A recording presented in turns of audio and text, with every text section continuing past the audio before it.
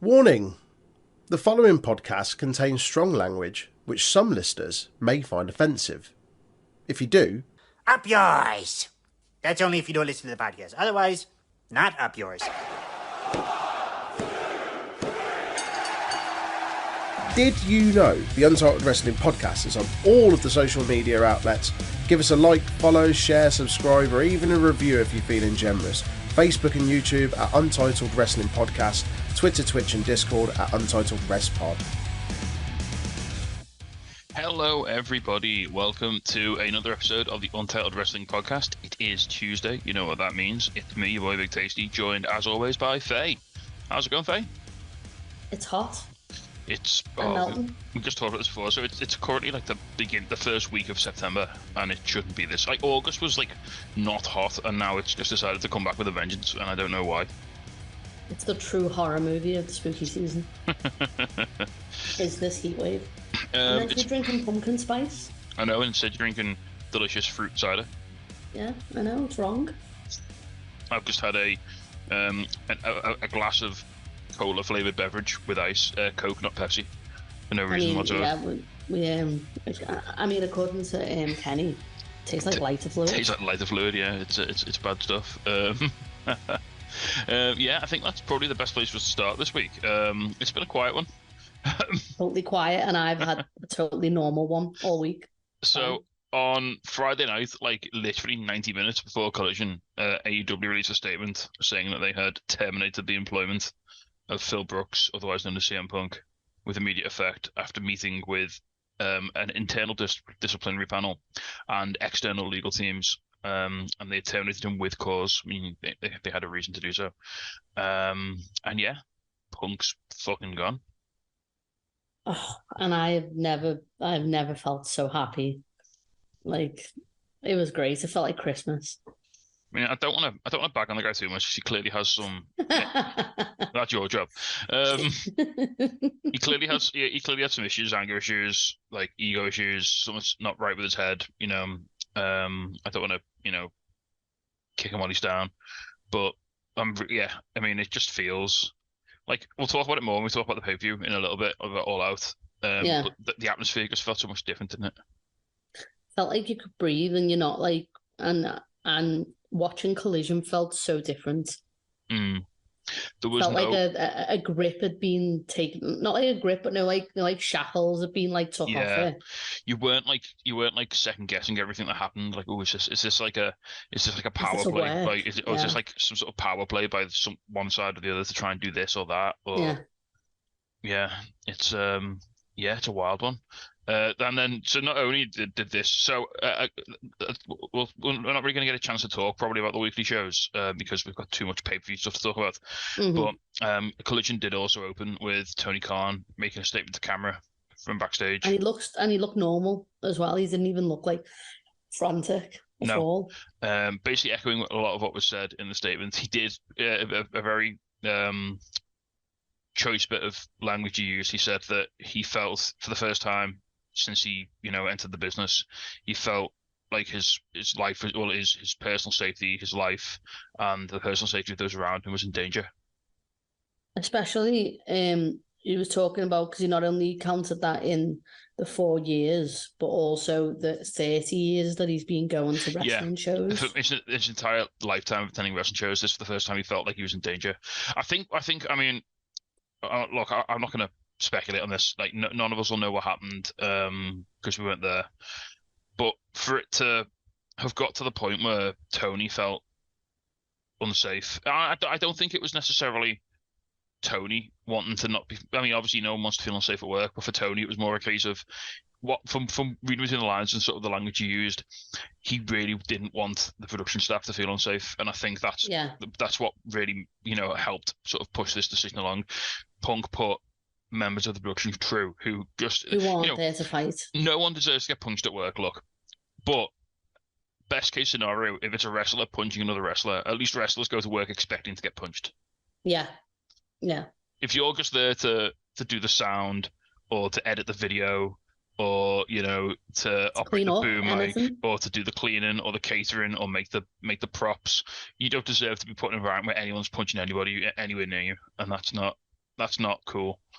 And I think especially on something as big as the conditions that it happened in as well. Yeah, on what was and should have been their crowning glory, their biggest, happiest day of the company's existence.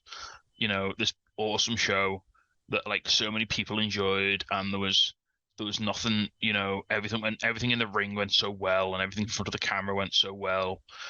And for it all to have gone to utter shit backstage because of so early on as well. Yeah, before the show even started, because of ostensibly one man's ego. It's just fucking ludicrous, isn't it? And it's like Punk came out and the news hit on Fightful, and then it very quickly thingied on Twitter, and then you saw people in All In checking their phones a lot, like during the pay-per-view because of this. So my favorite little thing about this is I put it on Discord, I think, is apparently Joe was the one who like went and calmed everyone down. Yeah. Not because he wanted Punk to like not get fired or do anything he'd regret, or it's just because he wanted to wrestle him for the Wembley and he didn't want this to ruin his opportunity.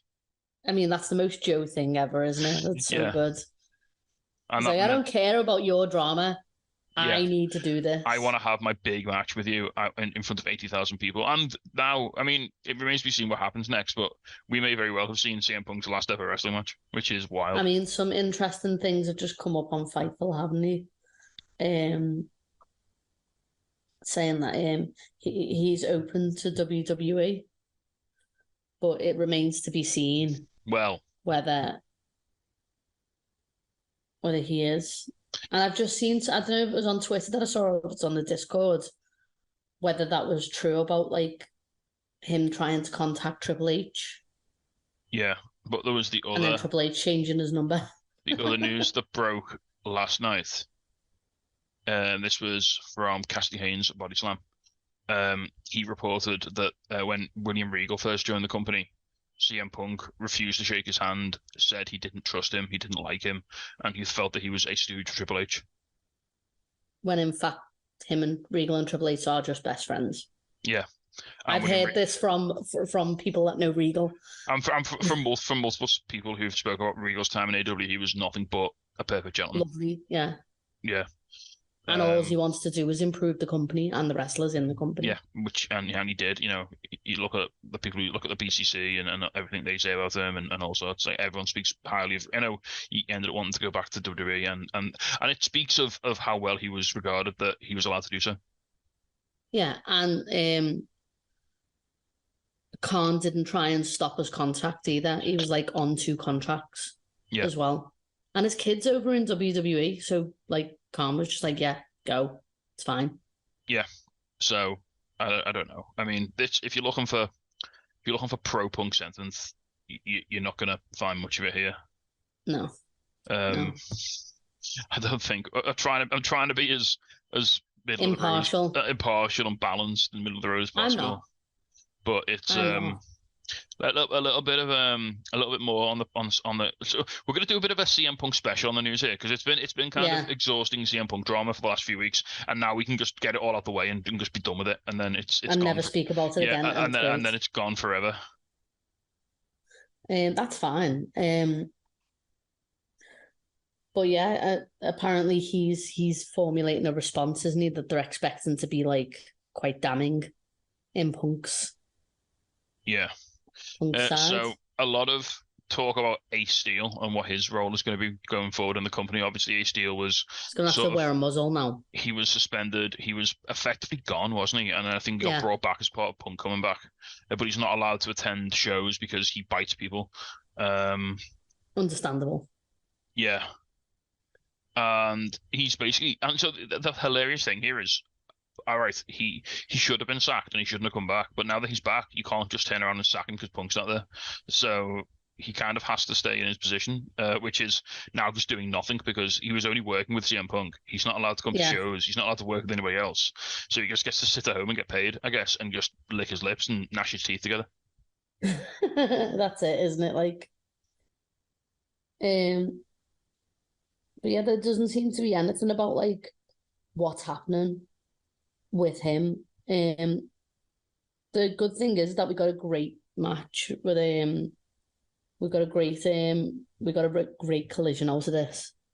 We did. So we'll talk a little bit about Collision because so we're not going to have time to break it down. We were just talking before we started the recording. It felt so different, didn't it? Like the atmosphere, there was none of that like sort of fog of oppressiveness of like sort of like the sort of the bullshit politics and like the back and forth. And like you didn't feel like there was any sort of point scoring going on or sniping in the comments or anything like that. Yeah. In like the promos. And it was just really a really good show. Yeah. Yeah. Ricky Starks got tricked by the American Dragon, Bryan Danielson, to have a match with him at All Out. And we all got tricked because we all thought Danielson wasn't coming back till October. Yeah. Cody, he said it himself. Cody Rhodes said it's fun to lie sometimes. But yeah, that match was amazing, and I'm so glad that we got that match. It was unbelievable. And then we got a really fun main event between Dax Harwood and Jay White, which Jay White, again, a lot of rumors and going on, like the sort of modified branding. Jay White's now in the middle, front and center on the Collision graphics. As he should be. Yeah. As he should be. Breathe with the switchblade. And other rumors, apparently, that Bryan Danielson... JEW. Bryan Danielson is going to be positioned quite prominently on Collision going forward. Again, we're jumping ahead of ourselves a bit, but on the pre-show press conference for All Out, where no one ate muffins aggressively and said anything horrible, amazing that, isn't it? You could see Danielson sort of like struggling to like come to terms with like trying to like, on the one hand, I think he was probably wanting to be done after this contract expired and like as a full-time wrestler and go back and spend time with his family. But on the other hand, I think he's really, really enjoying it and probably wants to carry on for a little bit longer. Well, he said, didn't he? He said on the post scrum, he was like, you know, it's something that I love doing and I'm still very much in love with. But he loves the backstage stuff as well. Like he loves the creative stuff. But he also like did promise his family that maybe he'd spend a bit more time with them in a few years' time, and now he's maybe coming to terms with the fact that that might not be the case. Especially as Tony Khan has basically said, if I die, give AEW to Bryan. Yeah, which is insane. Like just give it to this guy, and it's fine, and no one will have any problems with screwdrivers. It's okay. Some more exhaustive Punk drama. Again, a lot of the Punk army have been sort of throwing out accusations because this is still all the Elite's fault for some reason. Somehow, apparently the Elite are like super transphobic, like according to some of the brainworms on Twitter. I've not heard that one. I must admit. I mean, have you not heard? People have been saying on Twitter that the Elite and Kenny Omega are transphobic. And I'm just like, wow. I promise you, like, if there is ever a wrestler that I would hear like being transphobic, it's definitely not Kenny Omega. This is the same Kenny Omega that booked Nyla Rose to become women's champion. Yeah, and the same Kenny Omega who like spent a lot of his career doing like a almost romantic love story, but not like in a make fun of someone being gay way. Yeah. And not made that his entire career. I mean, I have seen some wild mental gymnastics about how the Elite got Jack Perry to get CM Punk to punch him so Punk would get fired. I mean, if that's a talent that Jack Perry possesses, how has Christian Cage not already met them? Yeah. Just saying that, like. So one thing that did come out is, and this has been like used to lay blame at the foot of the Elite, is that apparently there was a meeting scheduled for just before All In Atlanta that was allegedly supposed to smooth over any issues between Punk and the Elite. And apparently, according to Punk, like Punk's camp or Punk's people, I'm doing quotes so hard that my fingers are exploding. That was all agreed, and then the Elite backed out at the last minute. But then, according to other people, the Elite never wanted it. Yeah, Punk just said, "I want this meeting," and then he went, "Well, no, because your man bit Kenny Omega, and you threw a chair at me and concussed me, and I don't want to be in a room with you because you're a fucking maniac." So... Yeah, like. And imagine that, like I get that. Yeah, here's the thing: if somebody assaults you at your job, you don't have to forgive them. You don't have to have a meeting with them. You don't have to ever work with them again. Like that's probably your entitlement. Yeah, 100%. I just don't get it. And this is one of those takes again of like you can say that you can come to Punk's defense a lot, But at the end of the day, there has been two, and I said this as soon as it happened, like as soon as we got wind of it at All In, I said there's been two separate backstage incidents, and there is one common thread. Yeah. And it's not the Elite. I'm trying not to do like hot takes on this, but because like obviously everyone's doing it, and it's like it's kind of I think it's a bit bad taste because like you say, the man's body's not even cold, his career's not even cold yet, and we're piling in on him. Obviously there's a lot of tribalism here. Like I'm very much more on the side of the Elite because yeah, why wouldn't I be? Yeah. They didn't sick their dog man on someone to bite them. So you know, I'm kind of on the side that didn't do the biting. You know, if you have to pick a side here, that's probably where I'm defaulting to. A lot of what you hear is like, oh, the Elite are like childish. They're like egomaniacs. They need to have everything their way. They need to get their opinions across. They lose all the time. Well, if that's the case, why aren't they the ones running their mouths in the press conferences? Yeah.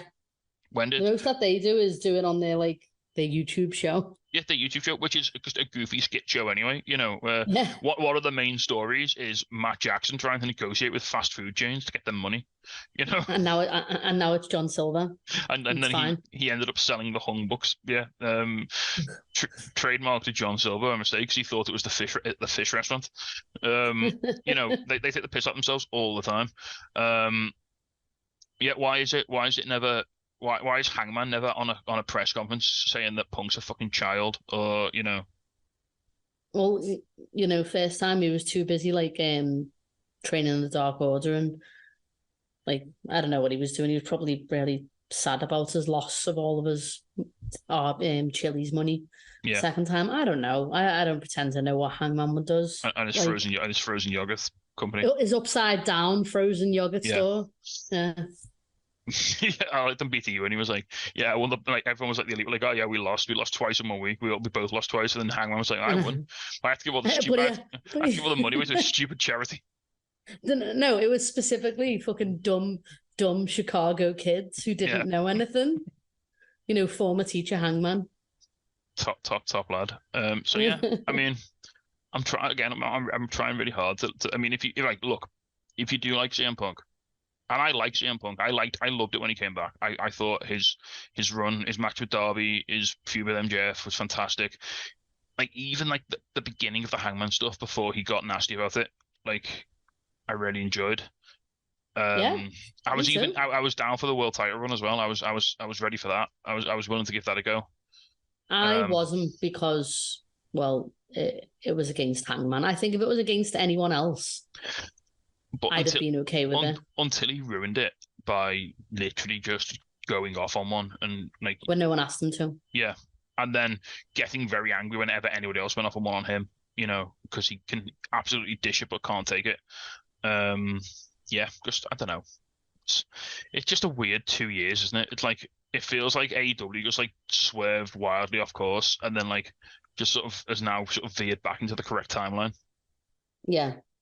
If you want the other side of this this opinion, then check out Damn It Vince, and Ellis will definitely give you the opposing side to this. I love Ellis. I love Ellis. Me, Jay and Ellis had a really good, fairly reasonable debate about this on Friday. It was very. While we were watching Collision, I'm trying to find Jay. Jay's obviously not here with us tonight. He's been a bit busy, but he did make some really good points on our Discord server, and he asked if we could maybe read them out.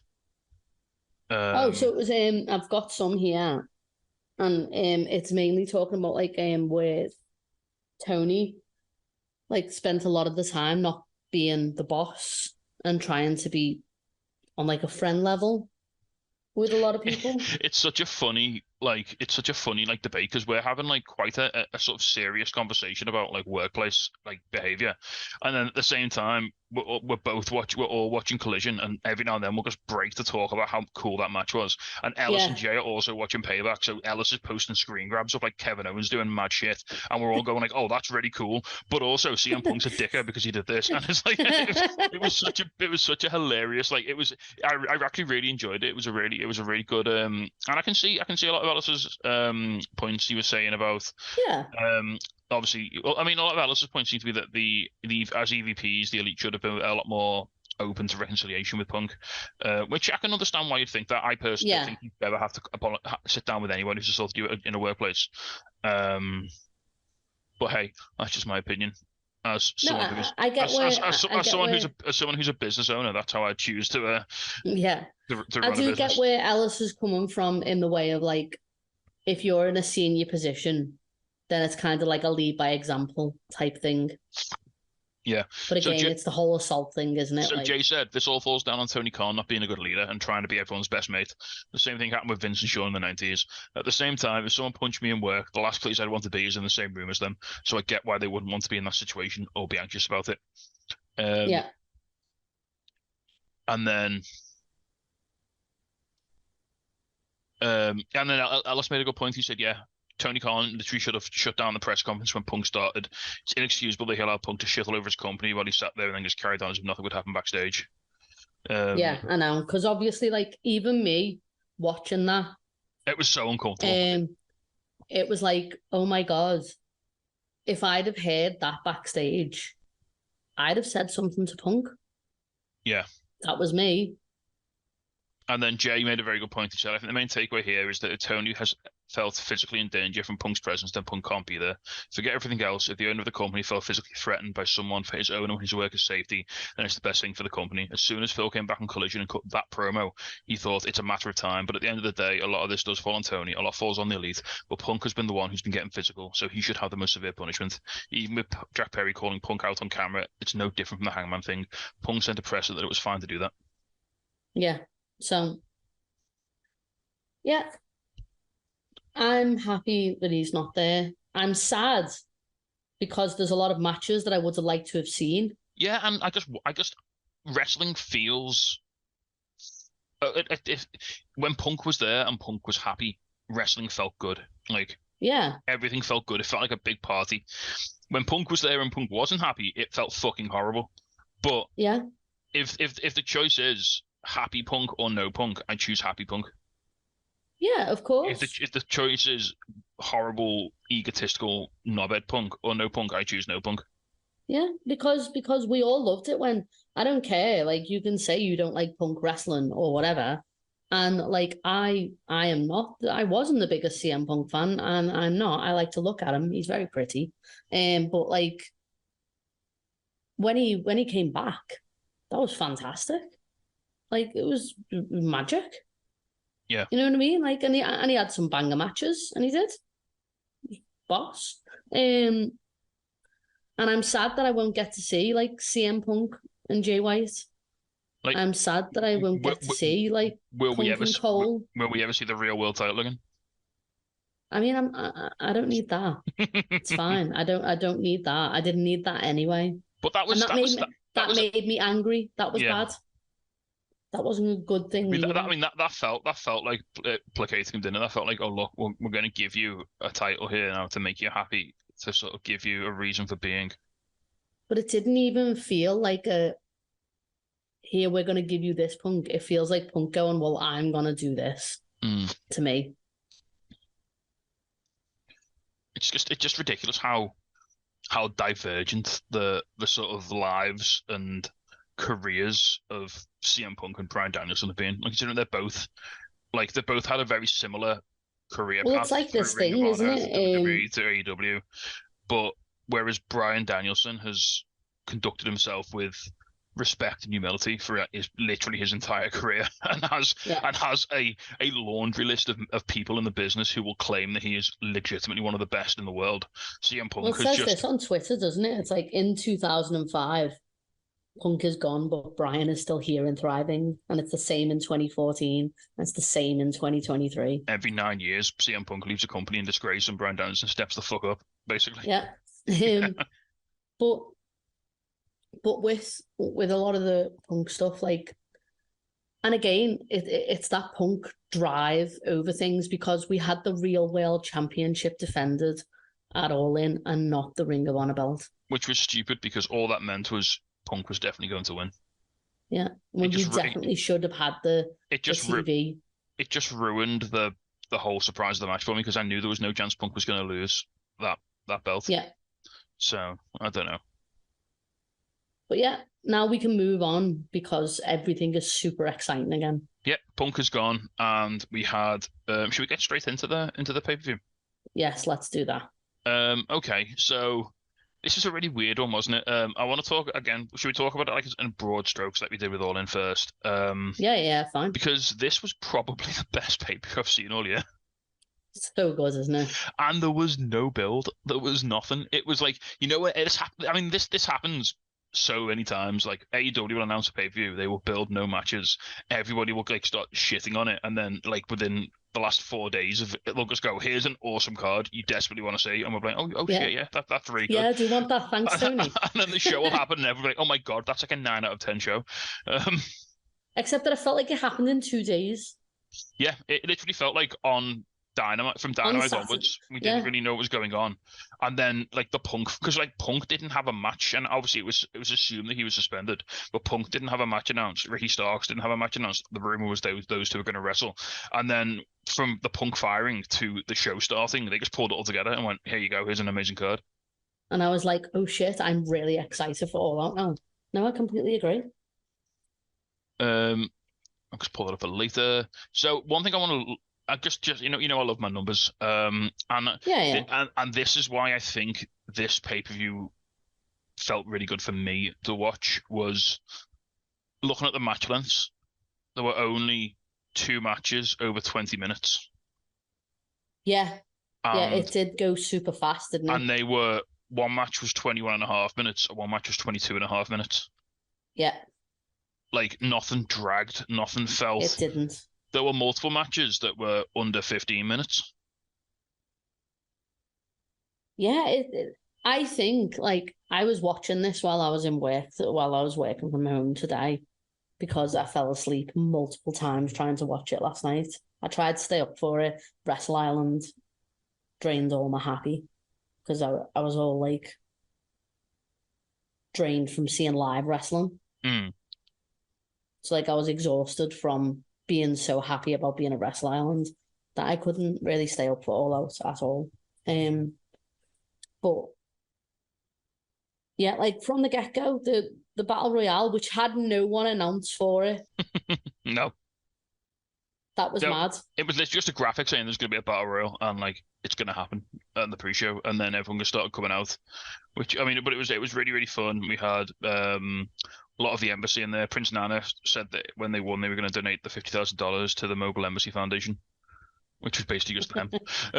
Oh, so good. We had Best Friends. We had Hangman 2.0 and Garcia. 2.0 Daniel Garcia. We'll talk about that in a little bit. Dalton Castle. Dalton Castle coming down with the boys.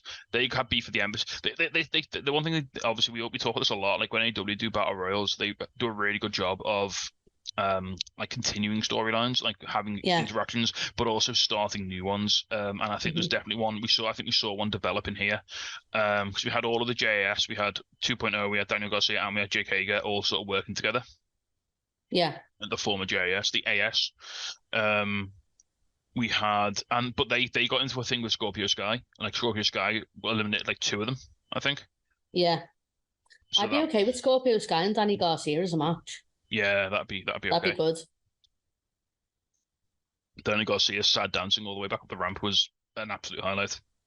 Oh, Danny Garcia doesn't even need to wrestle at this point. Like, no. He can just do the bad bitch dance. But it was really good fun. It got down to like a sort of heel v face trifecta, didn't it? We ended up with Hangman, Trent, and someone. Brian Cage.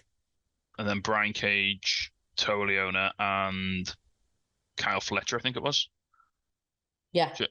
And they sort of had like a 3-on-3, and then that sort of got to a point where it ended up with Hangman against Toleona and Brian Cage, which was great because they had loads of really cool apron spots. Right. Heel wrestlers in Battle Royals, stop putting Hangman on the apron and then running to the other side of the ring to do a move, because he's just going to buckshot you. Yeah. Or how's about you just don't try and fight with Hangman on the apron, because all of his arsenal is like perfect for like apron fighting. Yeah. Anyway, Hangman won. eventually by giving Cage a dead eye on the apron, which Because was he went fucking to a tombstone, didn't he? The Yeah. Cage, and then he like went over his shoulders and reversed into dead eye, reversed it. and it looked insane. It looked so good. I mean, shout out to Brian Cage. He did work in this match. Yeah, he did. He F5 Trent so hard I thought he was going to explode. Trent did not have a happy neck. No, Trent never has a happy neck. He never has a good No, time. he didn't. Next up, we had women's trios match: Shida, Willow, and Sky Blue. I really enjoyed this. Yeah, big hometown pop for Sky Blue versus Athena, Mercedes, and Diamante with Billy Starks just tagged along. She wasn't clear to wrestle, but Tony put her on the show anyway because he's a top lad. Yeah, of course. I saw Athena because obviously she got the one like custom. This Athena Billy Stark storyline is like I can't get my head around it. I can't. It's because Athena's now like she's super nice to Billy because she wants to like be friends with Billy, but she's then still like a horrible person to everybody else. I'm just really happy that like the Ring of Honor girls are getting like their big features. Because with the exception of Athena, who they sort of stuffed it down there because they didn't have anything to do with her, people like Diamante and I think Sky Blue especially, to an extent Willow, but Willow's been on Dynamite. They've taken a lot of the women who maybe needed to get some reps in to maybe get a little bit more sort of regular work to sort of like shore themselves up. And I don't know if it's just been working with Athena and like Mercedes Martinez all the time, but they've really come on like so much. Diamante is so good, and I always loved her when she was on Dark as well. So like I love it when she gets featured on like she wasn't getting the opportunity to have these like 10-15-minute matches to improve on Dark, whereas she was good. She was always entertaining, but now her in-ring work has gotten so much better because she's having like 10-minute matches with Athena or Mercedes Martinez or Willow or But she had the personality already, and I think that like she had no problem with that. I think it was the wrestling that she needed to like. She was still a bit green in that way. I have to say this as well. If you are a fan of Diamante, go and follow her on Instagram because her and Kira Hogan have the most adorable corgis. Oh really? Yeah. There's a video. Okay. I think it might be one or two. Definitely one. They might have two. I can't remember. But there's a video of them bringing their dog to an AEW taping and Eddie Kingston just playing with it for like 5 minutes. Oh. See, I really want like Eddie to like just have a faction of women wrestlers that he loves. Just like Willow, Lulu Pencil, and Diamante, yeah. And that'd be great. And maybe Shida. I think Eddie'd probably like Shida. And Charlie Evans. And Charlie Evans, obviously, yeah. I think Eddie and Charlie Evans have to do this thing where they fight each other and then they develop mutual respect. Yeah, they haven't had a fight yet, and I really want it to happen, and I want to be there when it does. But yeah, Sky Blue got the win in the hometown as well, which was nice. Made up for her. Yeah. So yeah, it was fun. I got 8 minutes as well, which for a pre-show women's matches in AEW is. I know it's a low bar here we're clearing, but it was pretty good. It's still good though. Yeah, I completely agree with you. Then it's time for absolute fuckball because we've got the Acclaimed versus Jeff Jarrett, Satnam Singh, and Jay Lethal. Sanjay's there. I don't think I could have explained that better as absolute football. So thank you for that. It was just a what the fuck like. Yeah. This just breaks down almost. So it starts out with Billy Gunn being like, "Yo, I don't want Mike Posey. I want Aubrey Edwards out here because she'll shut down Karen Jarrett's bullshit." The internet's gonna have a really normal one about that, aren't they? Because they love Aubrey Edwards. Totally. Yeah. It's mad how like the only referee in AEW that anyone has a problem with is the only woman wrestler. I know. Woman referee. Sorry. It's almost like people are mad sexist. Who knew? Shock horror. So Aubrey comes out, and fully enough, there's absolute fuckery. Karen Jarrett brings a guitar in, tries to get involved. Aubrey just takes, I think she slaps her, doesn't she? Yeah. I think we're getting Karen and Aubrey, aren't we? We have done that, and it made the internet very angry. Do it again. Yeah, just do it all the time. Fucking do it. Make it a 30-minute classic. Iron Man match. Do it. It ends up basically with Dennis Rodman hitting Satnam Singh with a guitar. Yeah. In the battle of I forget because like every time I see Dennis Rodman in like his career, he's next to like Michael Jordan and Shaq. And I'm like, oh, he's not that big. And it's like, oh no, he still played basketball. He's still fucking massive. Yeah. He looks dead small next to Satnam though. I mean, like buildings look small next to Satnam Singh. Did I tell you Sarah met him at FanFest and her head goes I like was his crotch? there. Yeah, I was there. I was on Yeah. my picture. Yeah, he is. You've met him in real life. You know how terrifyingly large he is. I was about to say, like, my entire hand disappeared when he shook it. Like, it's fine. That's like when Braun Strowman shook my hand and I thought I was never going to see my hand again. I am 4'8". I think I am like 3 Satnams tall. You are nearly half of his height. Yeah. He's nearly double your height. That's terrifying. Just put 2 Fays on top of each other and like you'll be a little bit taller then. Yeah. So yeah, I mean, this was absolute fuckery, wasn't it? Yeah, Billy Gunn hit a famouser on Jareth, was it? And then yeah. The Acclaimed. Yeah, and then he got the mic drop on the Arrival. Yeah.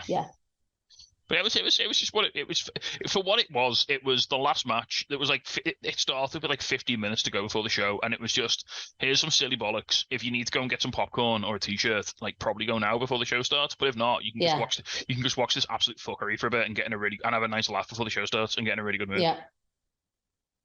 And then the next match was great. Yeah, who'd have thought it? Hey, the world champion jerking the curtain. Yeah, I know, but like. This really showed that side to Dark Order that they've been hinting at Ring of Honor. I don't know how I feel about Angry Dark Order. I don't think I like it. I think it upsets me. See, they were like heels, but they were still silly heels, weren't they? Like when they first came into AEW. They weren't like, I'm gonna fear for people's lives. No, now they're like, I'm just gonna hurt you. But this match was excellent. So this was better than Bebe, Adam Cole, and MJF defending the Ring of Honor Tag Team Championships against the Dark Orders, Alex Reynolds and John Silver. This is because they won the Battle Royal at Rampage to become number 1 contenders. He called Adam Budge. He did. And then Alex Reynolds hit MJF in the back of the head with a chair, and he had to go away for a bit. Yeah, it was fine. And Adam was totally like not like left to the wolves. I didn't know what was going to happen when I was like, oh my god, what are they gonna lose? It's like, is this how like the cracks start to show? Is because MJF blames Adam and Adam blames MJF, and is that going to be a whole thing? But no, because he kept looking round, didn't he? Like when MJF wasn't there, he kept looking round like he wants to tag. There was no one to tag out to. Whenever MJF's not around, everyone should be saying, "Where's MJF?" Sad Danhausen noises. No, but they got the win with the double clothesline eventually. But yeah, really really fun match. Especially I loved Adam Cole he sells so well, and he took Reynolds and Silver's combination finish. Where they do like the stunner into like the.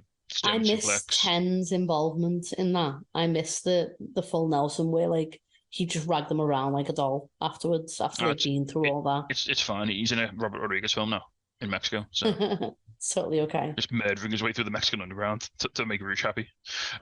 New Lucha Underground. Yeah, so really, really fun match. And then we had a little bonus round after this. It was good, wasn't it? A little throwback. So as MJF was making sure the ramp, Adam Cole's a little bit behind him. Because he was weirdly, I thought they made more of it. Adam Cole was holding MJF's title belt because MJF was like injured. Yeah. I thought that might have been a bit more of a thing. Like MJF might have got a bit frosty about that, but no, he's fine. They're bros. However, what wasn't fine was Samoa Joe comes down the ramp, starts making his entrance, and he just shoves MJF out the way, harking back to NXT TakeOver Brooklyn when he did the same thing. Yeah. I would say go and Google that, but it's all over Twitter currently. Because it's all over Twitter. It'll take you like 3 minutes. It's fine. Yeah, so basically MJF was an extra on NXT, and he was a security guard, and Samoa Joe shoved him into a wall during his entrance. So Joe comes out, shoves MJF. MJF gets back in against Joe, tries to go at him. Joe chokes him the fuck out. Yeah, he does. And yeah, now all I'm thinking about now is Samoa Joe versus MJF at Grand Slam. Please let me have it. Yeah. Give me what I want. You could even have like Joe, like if you wanted to do like a proper run, you could even like make it like into a proper feud. You could even have Joe like lose the belt, and then make it more credible him going into it like. Which would have been interesting if they'd have done the change in this match, because I think Shane Taylor would be a worthy TV champion.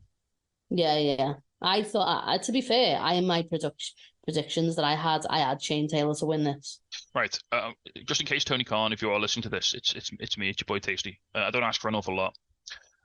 We spent a lot of money going to All In. Sarah bought like over £200 worth of merch for some reason.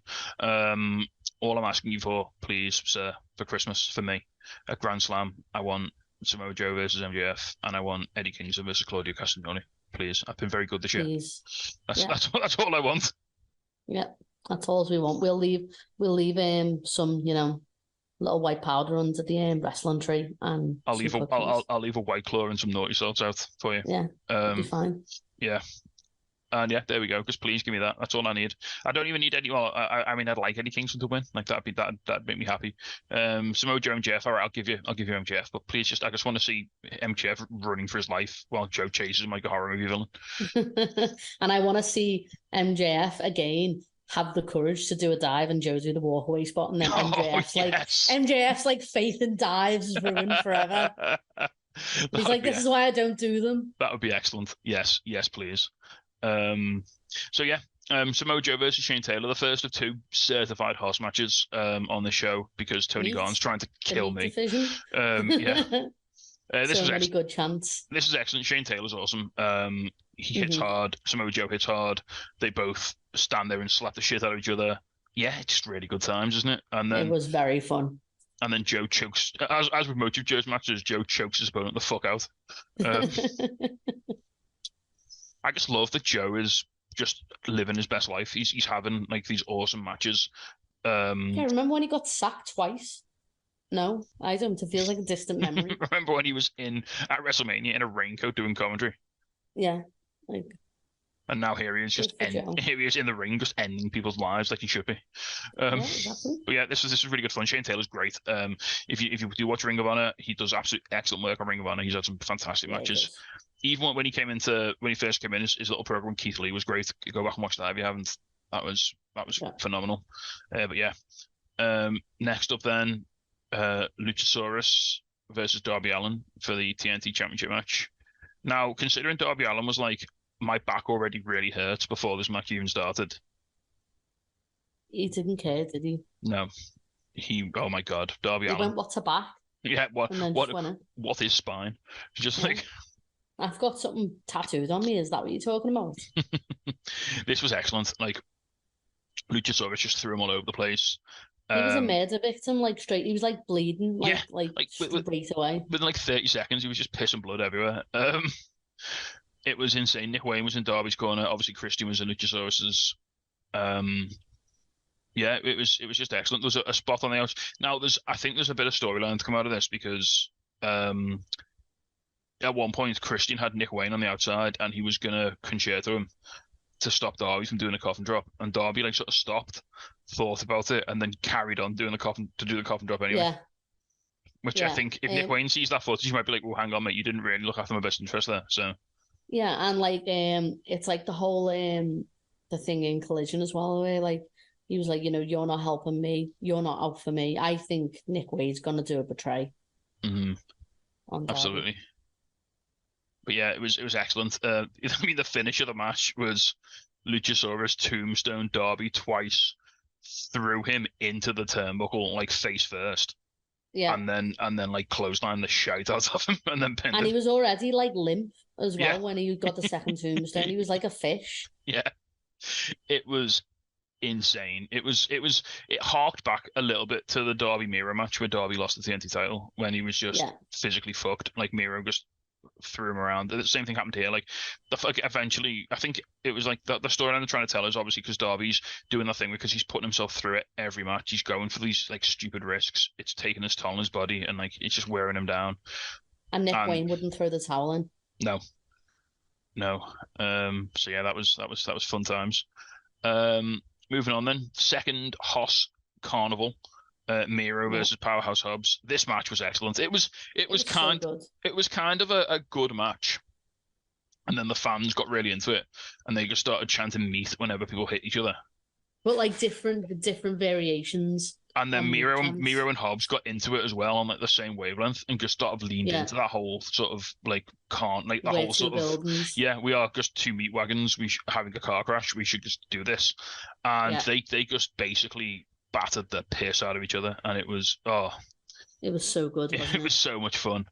Yeah. I mean, there's a chance to beat the meat by the time the match was ending. Yeah, Miro put Hobbs in the game over. Hobbs managed to literally just lift Miro up like on his back, which was insanity. Hobbs is so strong. Hobbs hit like a spine buster that Miro kicked out of the spine buster as well. Yeah, I mean that's what legit upset me, and the Miro was kicked out of it. The Miro hit his own spine buster, and it was so good. Huge moves, massive kicks, slaps, chops, kicks, everything, big meaty you men name it. slapping meat. That's what we got. That's what we wanted, and that's what we got. And yeah, it was phenomenal. Like words can't do it justice. And again, it didn't stick around. Like the Luchasaurus Derby match, 12 minutes. This match, 15 minutes. Samoa Joe, Shane Taylor, 6.5 minutes. You know, it's like these matches are there's enough in them to get them going, but you're not like there's not like 5 minutes of pre-match nonsense. Feeling each other out. Yeah, it's like right, we've got 15 minutes. Let's just go from the off. Like Darby's like, I've got 12 minutes. I'm going to bleed within 90 seconds. Yeah. you know, gonna take us there. we're going straight to Top Gear. We're going straight to fifth. We're going like Miro and Powerhouse Hobbs just come out swinging, like they're just coming out hitting huge moves on each other from the off. It was great. Post match, they do the Predator handshake basically, don't they? Yeah. They do that gif.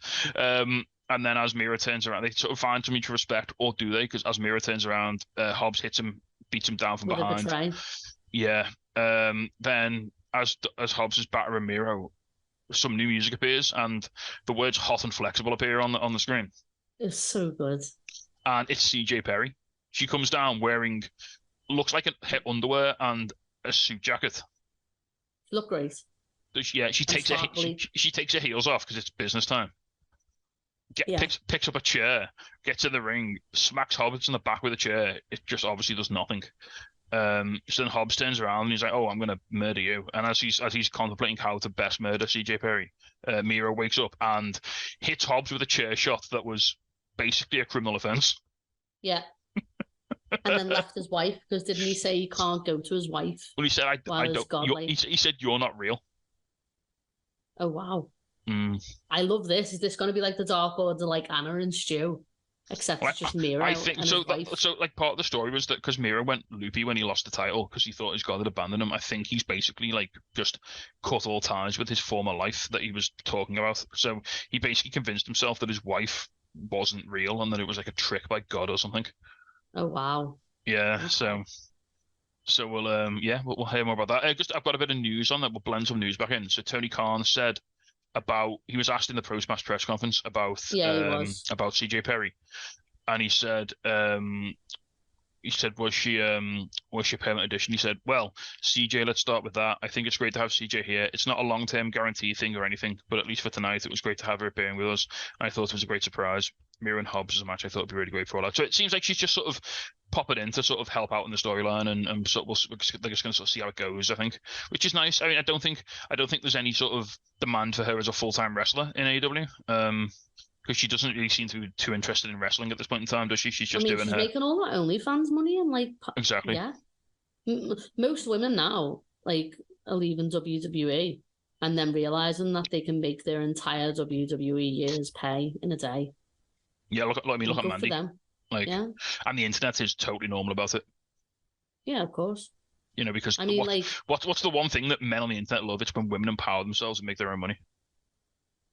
You'd think so, wouldn't you? Like it's fine.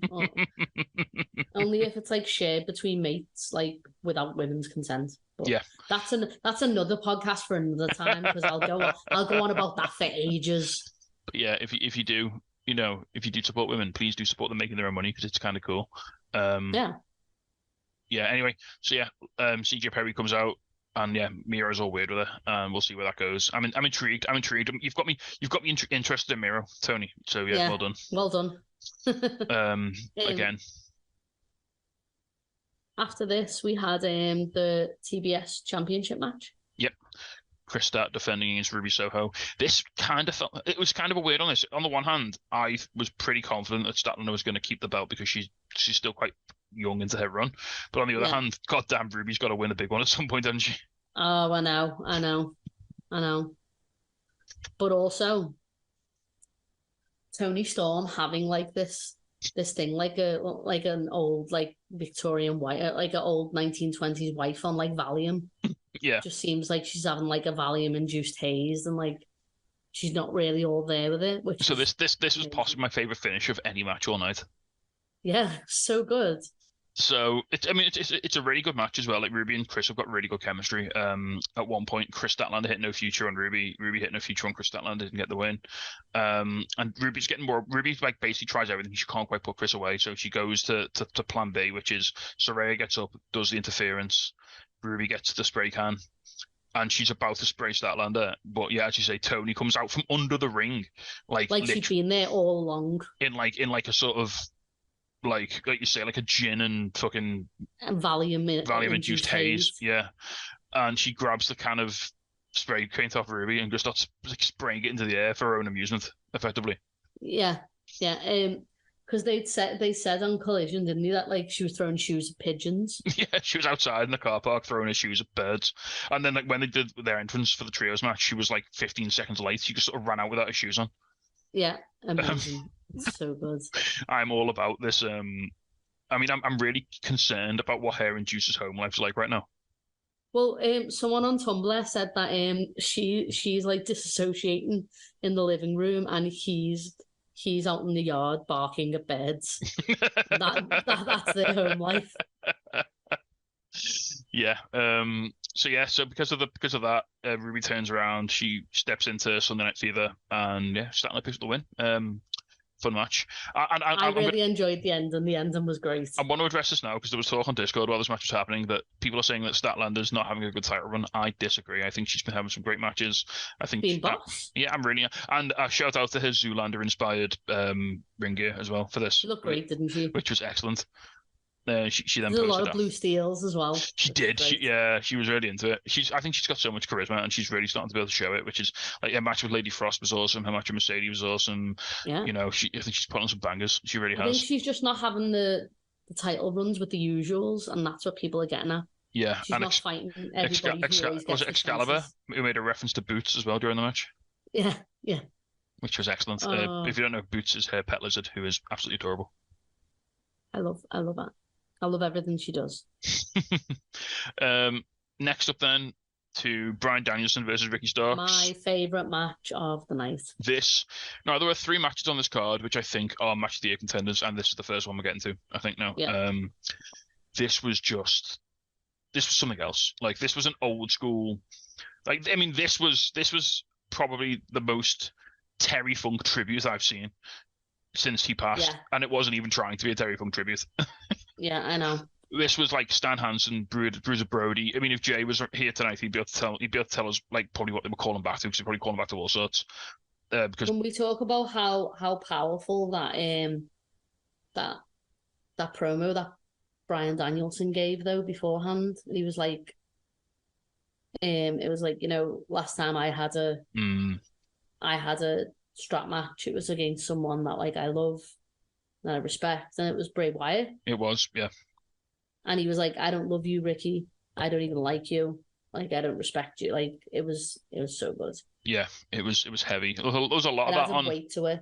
There was a lot of that on the show, like towards the back end. Like they sort of set the show up really well. Where like they started out with all like the sort of fun, like sort of spectacle matches, and then as the show sort of progressed, it got like more anime. It got more emotional. Yeah, it got more like, it got deeper. It got more heavy. It got heavier, like on a sort of psychological level, which I really enjoyed, because I was getting sleepier and sleepier, and it was just wrecking my head as I was watching it. Yeah. But yeah, and also we have to talk obviously about the final countdown. See, my thing is that one day they're gonna play the final countdown, and he's gonna lose, and I'm gonna be so shocked, because he looks like a killer when he comes out, doesn't he, with his braids? Yeah.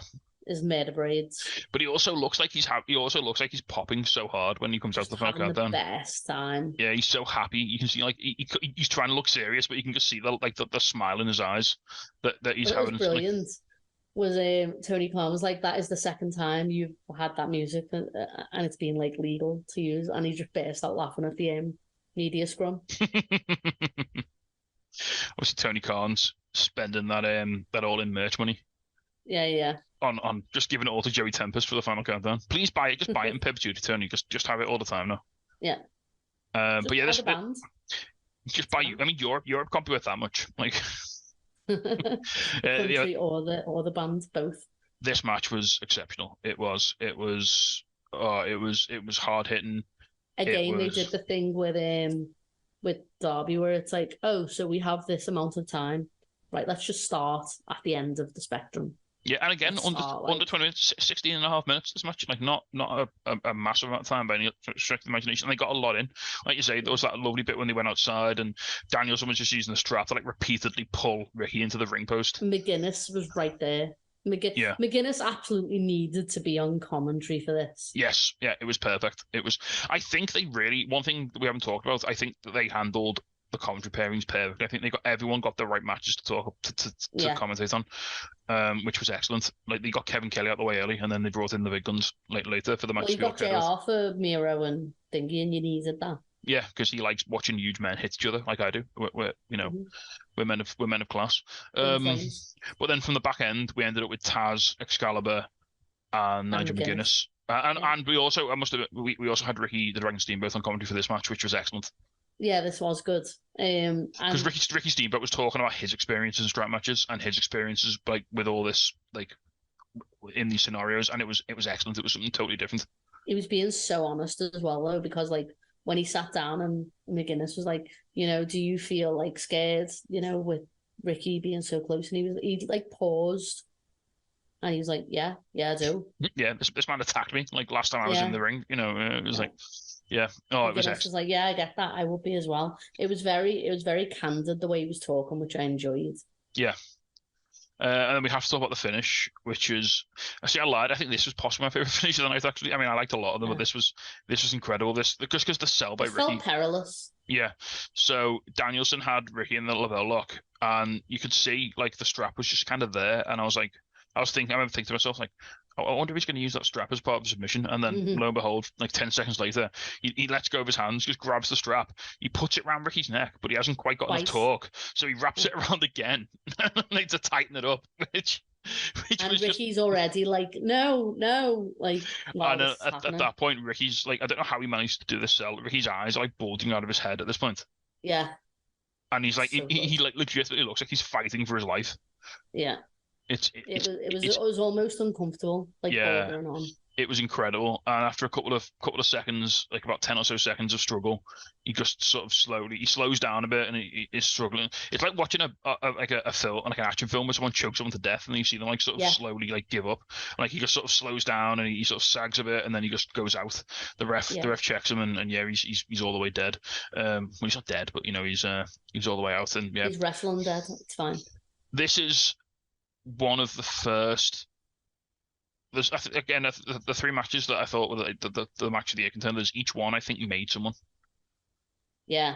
And I think this match, even though we lost, I think this match made Ricky. Like I think he's a made man now in AEW. This is, I mean, it's not the most difficult job in the world to get a great match out of Bryan Danielson, but to be on to stick on that level with him for a whole match. What I'm gonna say about this is what Brian said about Ricky Starks was amazing. So he basically said, I'm going to get the quote up now, but what he said... Is this in the post-match conference? Yeah. He said Ricky carried him through this match, by the way. Right. Like, he was like,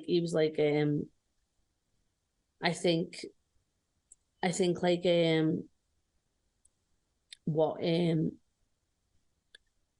what people say about Ricky is that he can do the fun stuff, but like he when you put wrestlers in this match, they either fizzle out or they fire up, and Ricky really brought that. And he had like nothing but respect for Ricky Starks. It was fantastic. Like, amazing. If you get a chance, watch the specifically, and I say this whenever Bryan Danielson's on a media scrum, like watch Bryan Danielson's bit, because usually it's really insightful into like how the locker room and stuff feels. But he was just saying about like how good Ricky is, like, and there was a lot of smoke and mirrors, but like Ricky carried him through that match. He was like, I can do a lot of things, but he was like, but Ricky really brought it. Yeah. It was Yeah. fantastic. Absolutely. I'd say when you watch Bryan Danielson at a press conference like that, you really see like his wrestling intelligence and his mind for the industry. Mm-hmm. Like And book recommendations as well. Yes, and he talks about what poetry he's reading as well, which is also really nice. Next up, then we've got a 6-man match. We've got BCC, which is Claudio. Oh no, it's not. It was a tag match. So what am I doing? We've got BCC, which is Claudio and Yuta versus Eddie Kingston and Shibata. Like, what the hell? Like, this is insane. I love Claudio sucks eggs. Yeah, so Eddie came out with a Terry Funk t-shirt on. So Claudio sucks eggs. Obviously, Funk famously had the Dusty sucks eggs t-shirt, which he wore for a lot of his legendary rivalry with Dusty. But yeah, this match was excellent. A lot of it's just Wheeler Yuta getting wailed on. Oh my God, just getting murdered. And like Eddie, like to go from like how close Eddie and Utes were to like seeing like the disrespect that Eddie, like not the disrespect, it's the disregard for Yuta that Eddie has now. It's like you're not there to me. You know what I mean? Yeah, and Shibata just hates him as well, I think. Shibata fucking wants him dead. Yeah, like that PK he gave him was a war crime. Oh, he wants him to have no jaw, like at all. No, this match was really, really excellent. I should expect from these four super hard hitting. Like Shibata has no right to be hitting or being hit as hard as he is, considering what happened to him. Like the fact that he's still doing this is a miracle, and we should all be really, really happy that we get this. Claudio Castagnoli, a man who never quite got his flowers in WWE, just getting to come out as a world champion and wrestle these mad matches, on massive pay-per-views is phenomenal. Yeah. He's treated like an absolute star, which is great. He's got his buddy Chris Hero doing production as well, which is excellent. As far away from Eddie Kingston as possible. and Eddie Kingston just wants to absolutely murder him, which is fine. Oh my God. Like, also Eddie just going for Claudio whenever he could on the side and stuff like that. What was it? Excalibur said like something like Eddie Kingston's love for Terry Funk is surpassed only by his hatred for Claudio Castagnoli. Yeah. It's like, wow. Yeah. I just want to drop in the little story that was on Twitter the other week.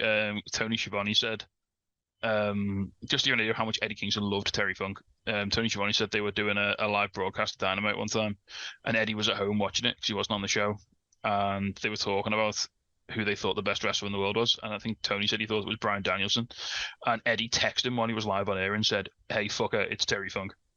Yeah, amazing. I don't know if he mentioned that like on the broadcast or not, or afterwards, but yeah, that's so good. Which was just incredible. I love. If you ever get a chance, Tony Schiavone and Eddie Kingston do a YouTube series where they watch all Japanese wrestling. Really? Yeah. Oh, I'm gonna have to watch that. Which is excellent. Yeah. Have a crack at that. But a really fun match and a really surprising-ish. So there's some fuckery, like switching in and out, and Eddie's like goes into murder Yuta, and he walks into it and uppercut from Claudio. Yeah, because he's not sort of paying attention. He sort of gets a bit sort of carried away, doesn't he, with trying to batter Yuta. What he does, and I think halfway through this match, when Eddie kept going outside to like murder Claudio, I thought this is going to be like the Ring of Honor title defense again. Mm-hmm. He's going to prove Claudio right. There are numerous times in this match where Eddie drops Yuta in the ring and then just gets outside the ring and starts fighting Claudio. Yeah, like, and it's that thing, isn't it? Like of the no discipline. Oh.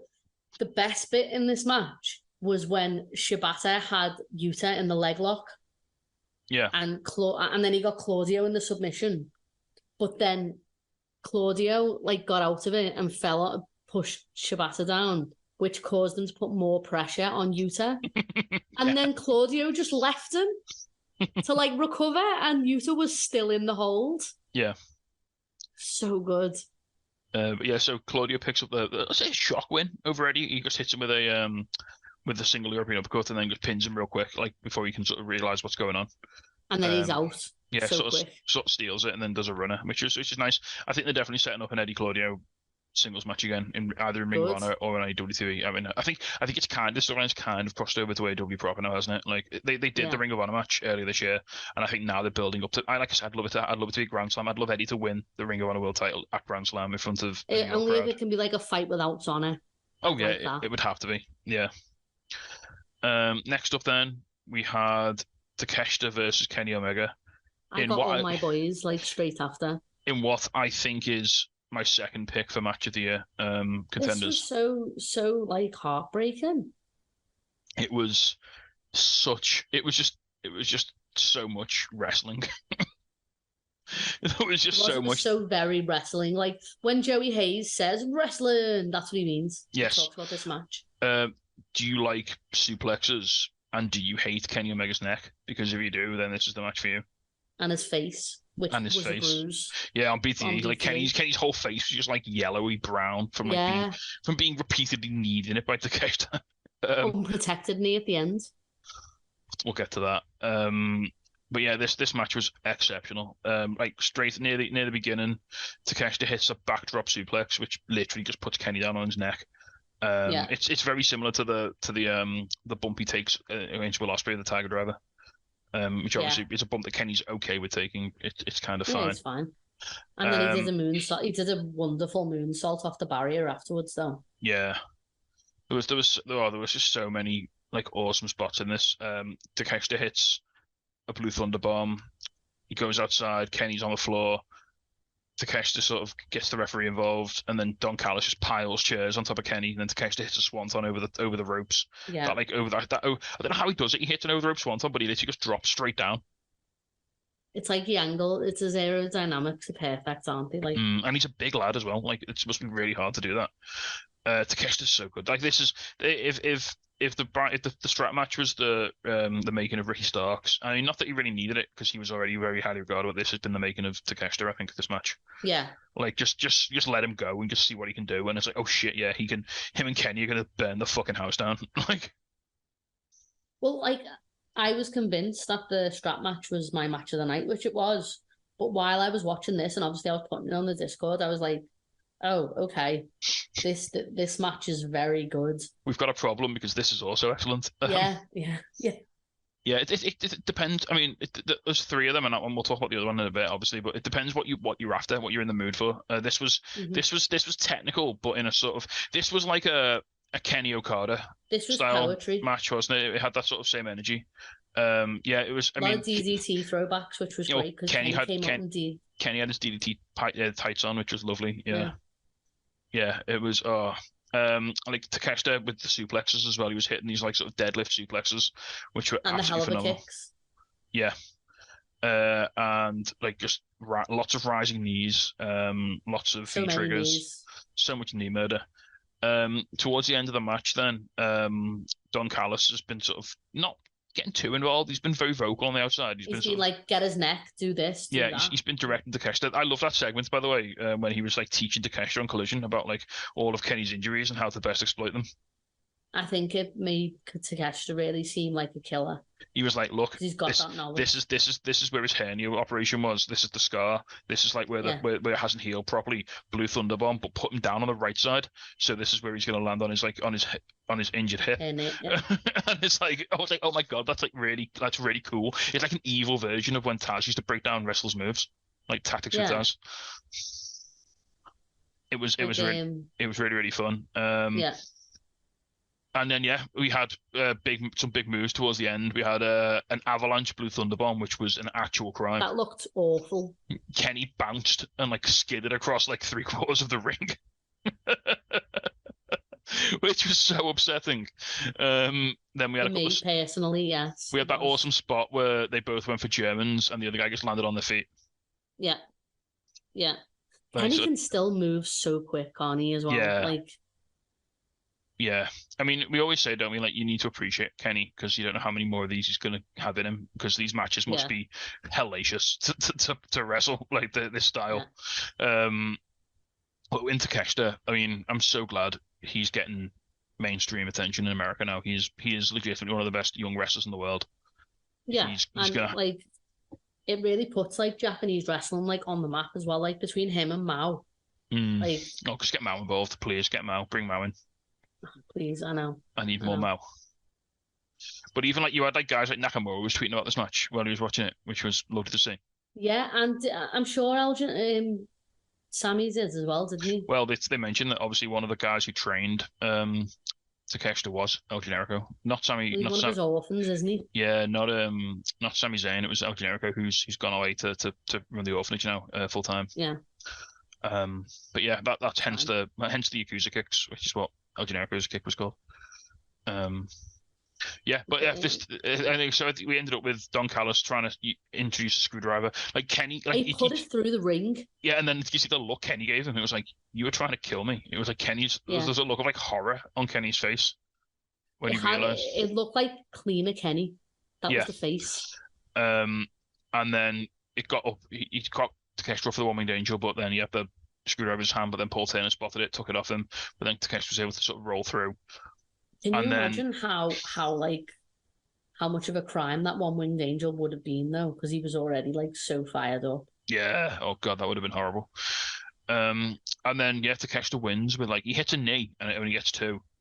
So then he drops the knee pad and gives him the unprotected knee. Like I think he just shoot Directly in the face. Looking at Kenny's face that I did after, I think he shoot kneed him in the face. Yeah. And that was it. That was enough to do it. Again, a lot of people said they thought they'd split this, and obviously Takeshita won it all in. They thought that Kenny would win here, but no, Takeshita The is. thing is, as well, is Takeshita's music, because it's just like that really long, low note.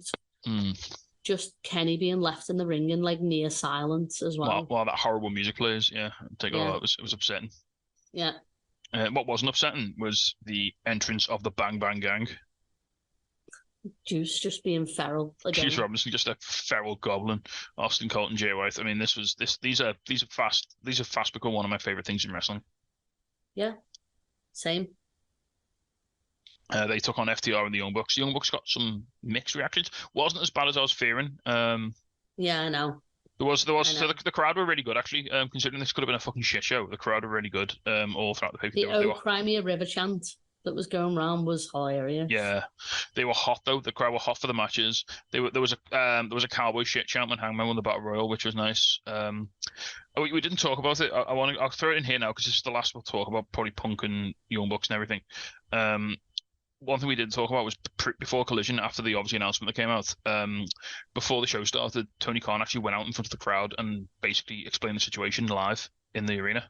And it booed, didn't it? Like Yeah, the boos. but I think that was a really mature and very important thing to do, because what he did was he basically went out and took all the bullets, knowing that the crowd were going to be angry about that decision. He went out and explained himself. He went out and he stood there for like a good 2 minutes and let the crowd get all that anger out. And then that way his performers could go out and do a show properly without all of that hanging over them. Which felt really, and I felt like that sort of set the precedent for the entire weekend, and sort of that sort of like let the crowd get that frustration out and let vent their anger, and then they could just get on with enjoying the wrestling, which they did for the rest of the weekend, all the way through to the end of this pay-per-view, which I thought was essential, and I thought it was an incredibly responsible thing for him to do. That match could have gone the wrong way. Yeah. In terms of like the crowd's reaction. I think they were a little lucky they had FTR with them as well, which was probably. Not that they made it any better with like the gestures. No, but FTR probably took the edge off the crowd reaction a tiny bit because which probably helped a little bit. But yeah, the match was really, really fun. It was not quite. It was more of an FTR match than a Young Bucks match. The Young Bucks didn't get a lot of offense in, but I think personally they're saving this for when the Elite start feuding with Bullet Club properly. Yeah, that has to be where this goes next, doesn't it? Yeah. Because I just want it. I just want it so bad. I know. Again, Jay White looks like $1 million every time he wrestles. Like, hot damn, he is probably one of the smoothest wrestlers I've ever seen.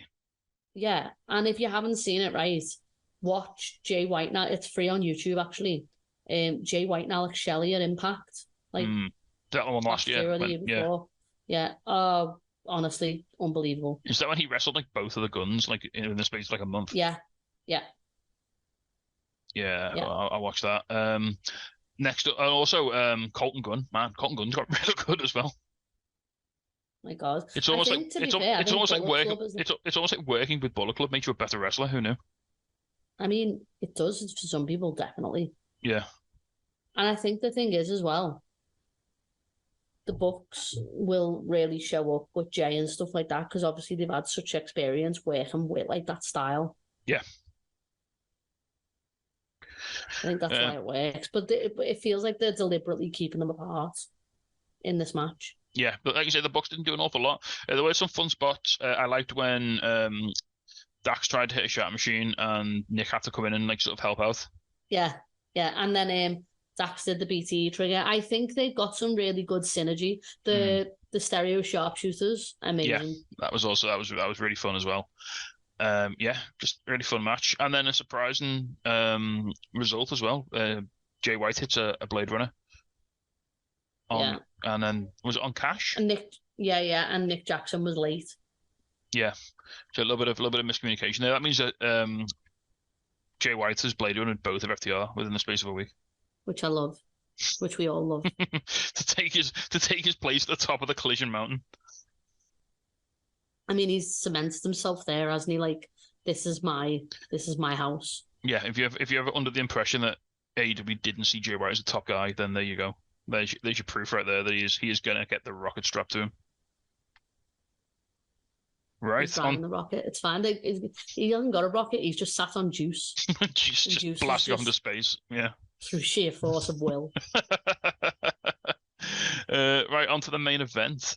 Look in my eyes. What do you see? Another push for Jon Moxley. Oh, so good. This was my treat. I know. Like, I mean, to be fair, this entire pay-per-view felt like a treat for me. But this was unbelievable. Like, it felt huge, didn't it? Like, seeing the Blackpool Combat Club already, all of them winning as well. Yeah, I mean, it felt like a huge match, and it was a huge match. But even just from we had the excellent promo from Moxley on Collision this week, where it was unbelievable, wasn't it? And one thing throughout this entire match as well, it didn't ever feel like Moxley was bullying Orange or that he was like disdainful of him. He never mocked him. He held him in respect throughout the entire match that felt like a huge deal. Like Moxley was taking him seriously all the way through the match. Yeah, he didn't try and he copied the pocket spot. That was it. Yeah, but just even before the bell rang, like just the opening video package where they played like Orange's promo, where he was like, he started off by saying, "Oh yeah, you're too different. You're not mainstream enough. You're never gonna make it. You're not gonna do anything." They said this with Pac. They said this with Kenny. Yeah, all of that, and now he's like, "Well, now I'm wrestling Moxley, and he is the best, so I need to be the best." And then Moxley saying like, "Yeah," Moxley's comment on his promo was like, "Oh yeah, they say he's like a cosplayer. Well, who's he trying to be? He's just being himself." Yeah, I know, and like it's the whole like thing of like you don't have like all of those wins and not be the real thing. Yeah, so coming into this match, there was no doubt from Moxley what Orange Cassidy was. No, at all. It felt so big. Like we had the big entrances, we had all the BCC coming in with Moxley, we had all the best friends coming in with Orange and then they all went back to the back and it was just the two guys. It was really good. It was really clean. They showed the stats. Moxley first guy in AEW to get 75 singles wins. 3 champions. He's the most decorated AEW. Yeah, Orange Cassidy undefeated in singles competition in 22 matches. Yeah. In this year, sorry, in 22 singles wins this year, undefeated. This is his 32nd title defense. The winningest champion. Yeah, it was unbelievable. It felt huge, even though it was for not a world title. It was for the international championship. It still felt enormous. And then into the match, and within literally 90 seconds, Orange Cassidy is just dripping blood. Yeah, we all thought it'd be Moxley. Yeah. And because before the match started, when they were like sort of squaring off, they got a brilliant camera shot of like Orange's taped up hand, and then like Moxley just like pacing in the background. Yeah, it's like that looming threat, isn't it? There was something so ominous about the way that Moxley presented himself during this match. Like he was just this stoic, like it's almost like fighting Moxley. The Reaper coming to collect. Yeah, I was gonna say Moxley's like the great leveler. He's like the personification of death. He doesn't care.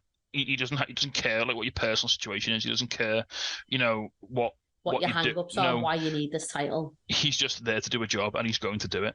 Like it's not personal. So like to just briefly skip ahead of this, towards the end of the match, when Orange first kicked out the first Death Rider, Orange was catching his breath. Mox went over to the corner, and Mox says a prayer at the beginning of every match. He kisses his hands and does the sign of the cross. So Mox went over and did the sign of the cross again. So it's like, I'm gonna have to hurt this man. I'm gonna have to really do something bad here. And I pray for his long-term safety for what I'm about to do to him. Yeah. And it's that thing, like it's take it back a bit in terms of the sort of match chronology. I want to talk about the little submission spot they did in the middle of the match, which was possibly my highlight. So Moxley puts Orange in the Bulldog choke, and then Orange is trying his best to Orange cast. To try and pin him or to sort of shift his weight or get on top of him, and he does, and he does it 2 or 3 times. But every time he does it, Mox just changes the submission. So he starts off in a Bulldog choke, and then he tries to get Mox onto his back and pin his shoulders, and then Mox just transitions into a rear naked choke, and then he tries to sort of slip out of that. And as he sort of slips out, Mox grabs his arm, puts him in an armbar. And it's in the lapel lock, isn't it? And then he does an armbar first, then Orange tries to turn him, and so as soon as Orange starts to turn, he just goes with the momentum, puts him on the floor, and puts him in the lapel lock. And it really does show that whole Blackpool Combat Club leaning into everyone's different types of. Yeah, and if you think Moxley is just a garbage wrestler who hits people with forks, I mean he'll do all that, but he also can really wrestle as well. He's also a really big technical wrestler. He's actually got he's got the kanji for Puro as a tattoo. Yeah, well he literally just won a amateur wrestling tournament, didn't he, a couple of weeks ago? The grappling one, yeah. Yeah, which was excellent. Also, Bloodsport. Yeah, Bloodsport is not a garbage can. Watch Bloodsport if you think Moxley can't do proper wrestling. Yeah, because especially watch his match with Biff Josh Busick. Barnett. Oh, Josh Barnett. Yeah. I like the Biff Busick one a lot. Yeah, no, but again, it's that thing though, isn't it? It's that thing that you can say different ones as well. Yeah. But yeah. This really, for me, I think it. Obviously it showed that Orange can step 2, but for anybody who does just think that Jon Moxley, like you said, is only a garbage can wrestler, it showed that he's not, and he didn't bleed in this match either, which is funny. I mean, Orange bled enough for 2 men. To be fair, I mean, he probably ate enough of Orange's blood. And one thing I loved as well, Orange kept wiping the blood out of his eyes with his taped up hand. So as the match went on, the white tape on his wrist just got redder and redder and redder. And his jeans and the ring. Yeah, and the ring, and the blood was literally everywhere. But the whole story of this match, it was Orange was very clearly out of his depth very quickly. He was in deep water, wasn't he, straight away? But he just had these little moments where you thought he might just be able to, because we've built this narrative over the course of 31 matches that Orange occasionally gets himself into a bit of trouble against guys he probably can't do very well against, but he always finds a way to just about leverage a pin or just about turn someone's momentum the other way and get a pin, or do something, or pull it out the bag. The turning point of that was the exposed concrete beach break. That was his moment, wasn't it? That was oh my god, this is the Orange Cassidy way to win. He's going to drop Jon Moxley on the concrete, and he's going to get back in the ring, and Moxley's not going to be able to answer the 10 count. And he almost didn't. Yeah, and he got in with a split second to spare. Yeah. And like you say, then Orange eats the Death Rider. He gets out of it. He eats. What was it? What was the one where he took a move and it was the Gotch style pile driver, and he just sort of rolled his shoulder up in the most Orange Cassidy fashion. Then possibly my favorite spot of the entire match was when Orange starts doing the Orange Cassidy lazy kicks, and then he just speeds them up until he's just he's just absolutely leathering Moxley. Yeah. It was incredible. Like, Oh that my was God. the payoff of like Orange Cassidy's like entire character. It was like, I'm going to start with these. Moxie's not going to take me seriously because Moxie's like, I'll just take a breather now because this is the bit where Orange Cassidy kicks me like an idiot. But Orange Cassidy just like he just gets something snaps in him and he's like, no, I've got to go here. Like this is Because my Mox time. doesn't make any time to move No, when he's just like I Orange can puts his take this. hands in his pocket. I know I know what's coming here. This isn't serious. And then all of a sudden, Orange is just absolutely battering him, and then Moxie's like, "Oh shit, no, I'm in trouble now." Yeah, this is oh, it was so good. And then Moxie hits him with a Death Rider. He kicks out. There's a bit more back and forth, and then Orange. I think he gets hit with like 3 orange punches. Yeah, and still kicks out. I know he comes back for the last one. He hits him with a cutter, doesn't he? Yeah. That was so good because he caught him like midair. Yeah, that was excellent. And then like just that the one like lingering memory, the lingering image of this in my mind is just Orange. Like literally, he's got his shirt off, so he's bled so much that it's gone like all over his chest. Like he's bleeding from like his eyebrow to his belly button. Basically, he's covered in blood, and he just gives Mox the double middle fingers as he's like struggling to like stay on his feet. Yeah. And like, then Mox gives him that really high. Gives him the most murderous Death Rider I have ever seen. It was a proper spike, wasn't it? Like yeah, absolutely fucking kills him, and then that's it. He pins him, and it's over.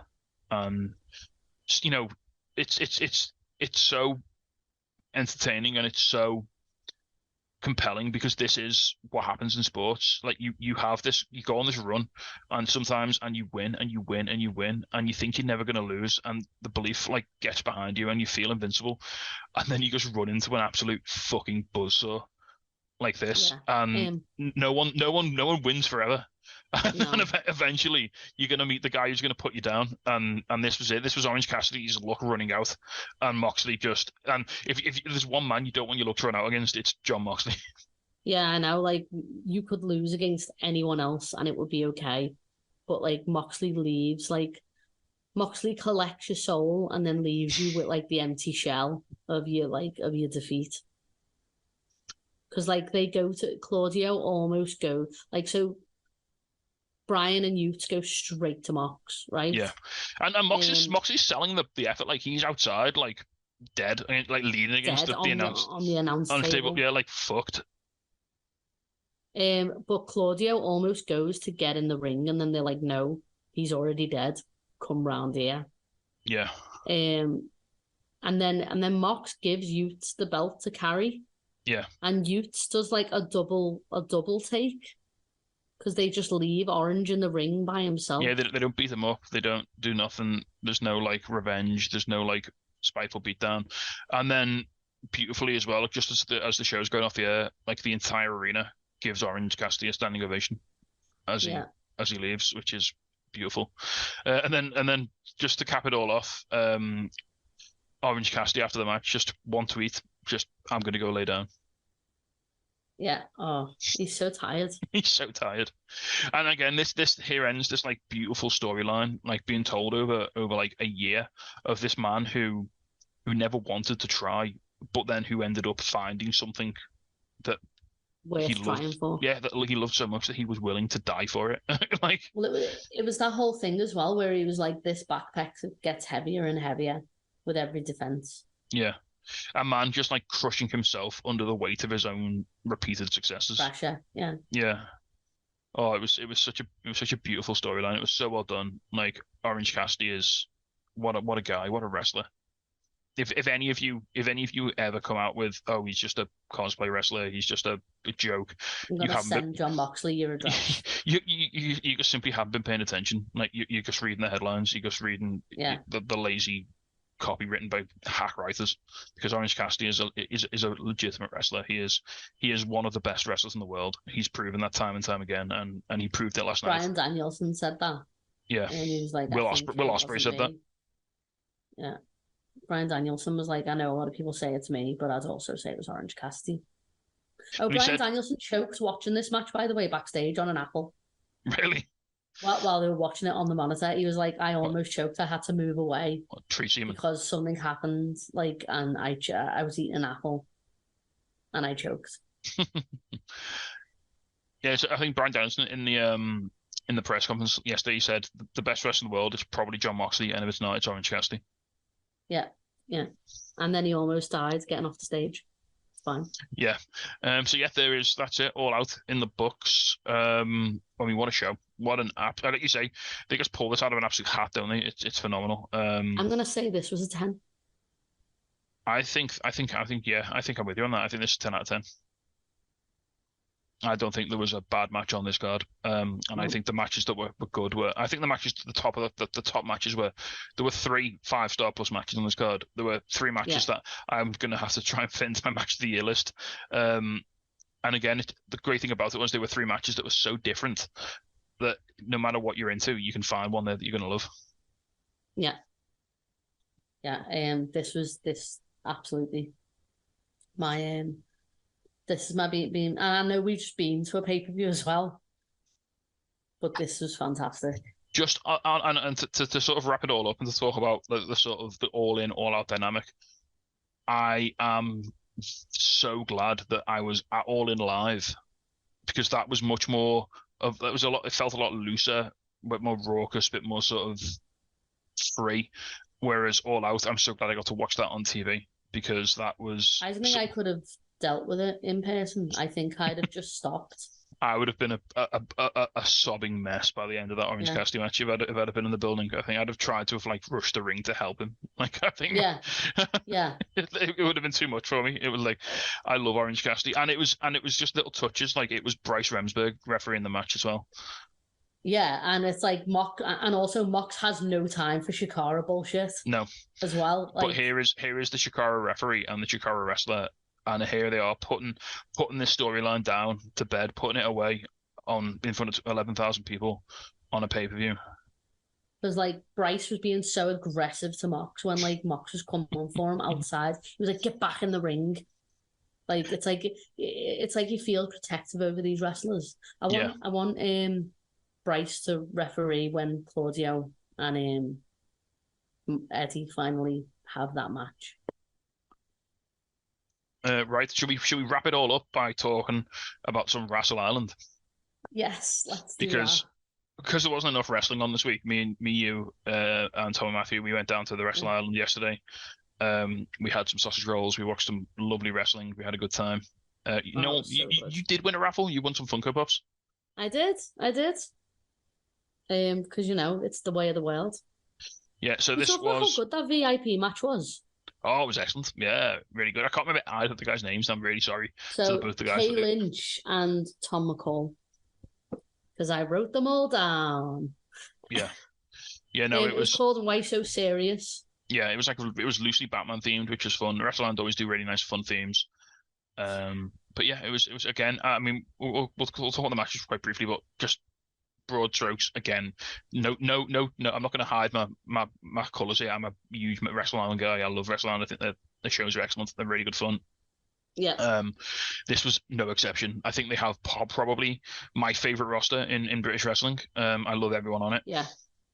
There's never a match where someone comes out and you're like, oh, not this guy.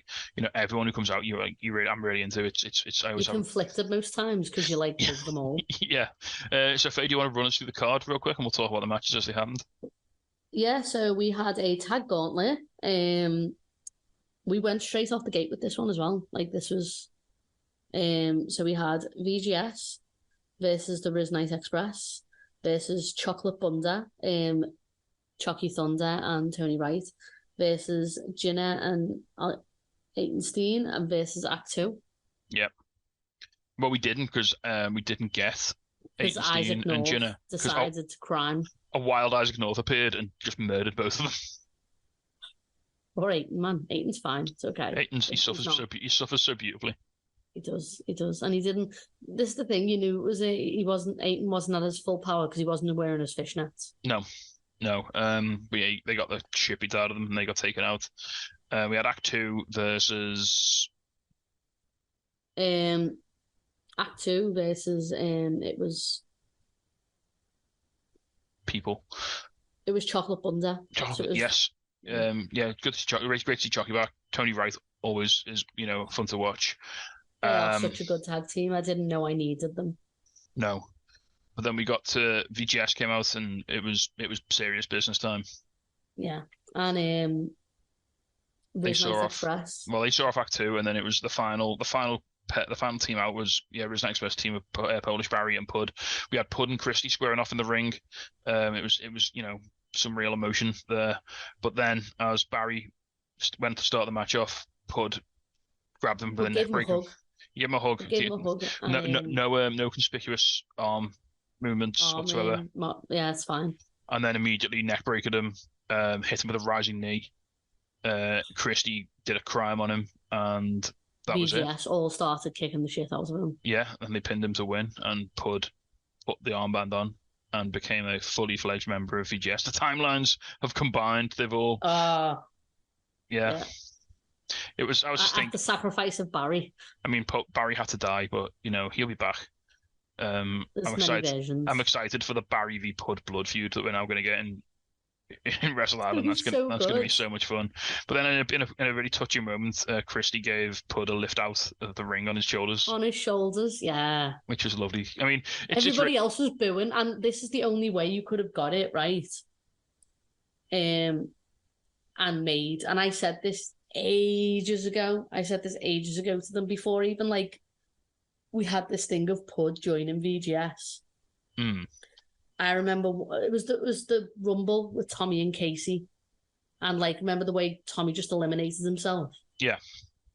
I was speaking to VGS afterwards, after the show. They were like, "We don't know what to do," because everyone was everyone was on their side at that point. Yeah, I remember Tommy said, "I don't know how to get people to boo us anymore because nothing works." Yeah, we were like, "Just murder Barry, just have them just murder Barry in front of everyone." They were like, "Oh, okay." But it's really interesting. It's really funny, isn't it? Because obviously VGS are meant to be heels and they're meant to be these bad guys, but there's a really strong undercurrent of brotherhood in everything they do, which is really wholesome. Yeah, and Tommy Jackson gave a really good insight to this on his stream. He was like, "Well, we're not going to change what we do, no matter who. If you decide to cheer us, that's fine. We're not going to stop doing what we do. We're still going to beat people up. We're still going to do what we do." For me, there's just something very, and I know it's not the same thing, but there's just something very Blackpool Combat Club about VGS. Yes. And that's what I love. Yeah. So yeah, that and was they got the merch down. Yeah. They've just got they took the fight the Brotherhood of Blackpool Combat Club and then the sellability of Bullet Club and merged it, and now you've got VGS. Yeah. Yes. Next match. We had. Otherwise, we'll talk about VGS all day, and we can't be doing that. We have to. I know. We've got to move on at some point. Shame. The open weight gauntlet. So we had Dan Evans versus Connor Klein versus the babyface Pitbull versus who's no longer a babyface, by the way. He was working heel. No, he wasn't at all. Versus Casey Payne versus Terry Izzet versus Joey Hayes. Also, I think the most tag team ever were in that gauntlet as well. But I don't know. Or did I just see? I might have saw them somewhere else, but I'm sure they were also in it. AJ Walsh and thingy, but they didn't last very long either. But yeah, Joey Hayes won that because it was the numbers game. No, AJ Walsh wasn't. Riley was in he was in a match. Yeah. Oh yeah, he was in the Lance one. Yeah. No, that was it. Yeah. But yeah, it was very much the numbers game for with Terry Izzet and Joey Hayes. Yeah. In this match. Yeah, no, it was it was a really fun match, and like you say, it was really weird because, as I said to you, even the faces in this match were kind of bastards. Everyone Dan Evans is literally only just turned face the other day, and I think it was because it was his birthday. But he's still hitting people like he's a heel, which is kind of funny. Yeah, it was a really fun match. It did. I think something happened. Like Joey Hayes got cut quite badly, like above his Above the eyebrow. eyebrow. Apparently, it was a I saw him headbutt. in Five Guys though. It's fine. Is he all It right? was fine. Yeah. Yeah, It's he got cut like right above the eyebrow from a headbutt that went wrong. I think it was a Dan Evans headbutt, and then they had to like wrap the match up pretty quick. But Joey picked the win, so he becomes number one contender. I saw there was as he was going back to the curtain, there was like Harley was there with like one of the medical staff ready to like have a look at him, which was good. So hopefully Joey's doing all right. He's not ruined his pretty face too much because he's a lovely looking bloke. He is.